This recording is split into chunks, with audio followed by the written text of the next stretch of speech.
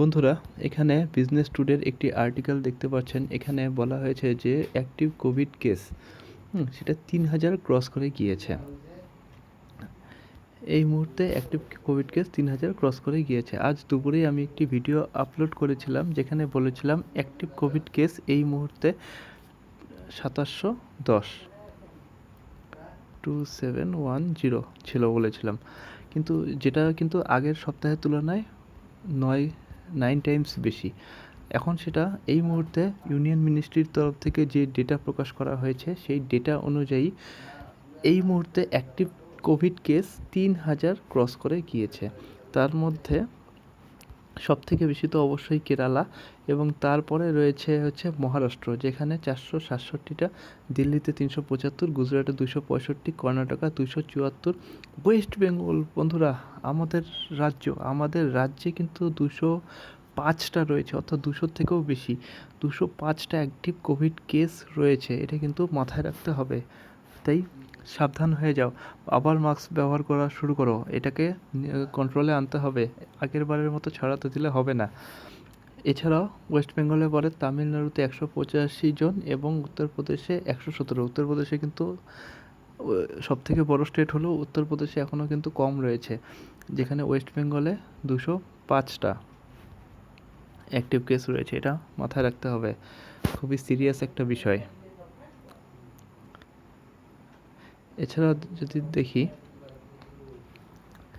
কেরালাতে কিন্তু ১৩৩৬ জন, কেরালার সংখ্যাটা বলিনি, কেরালাতে ১৩৬ জন, এবং তারপরে বাদবাকিগুলো তো আমি বললাম।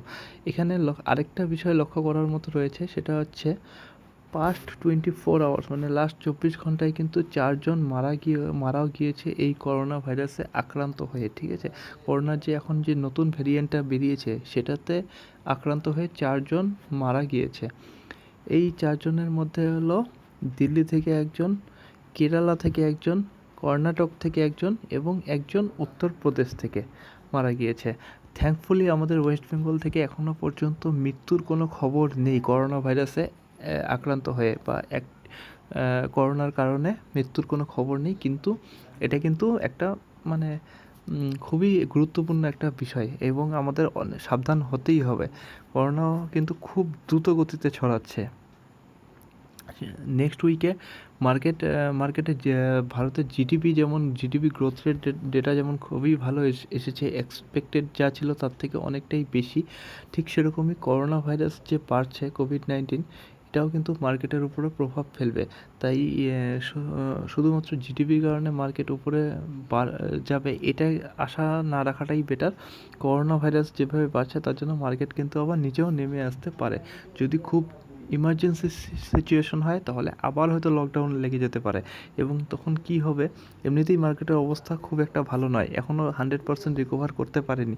তার মধ্যে যদি আবার লকডাউন লেগে যায়, তাহলে কিন্তু সেটা মার্কেটের জন্য খুবই খারাপ হবে।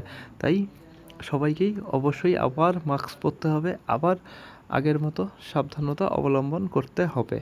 তো এই ছিল আপডেট। আশা করি আপডেটটা আপনাদের কাজে লাগবে। তো ভিডিওটা যদি ভালো লাগে, চ্যানেলটা অবশ্যই সাবস্ক্রাইব করে রাখুন। ফেসবুক থেকে দেখলে ফেসবুক পেজটাকে লাইক করে দিন। ধন্যবাদ।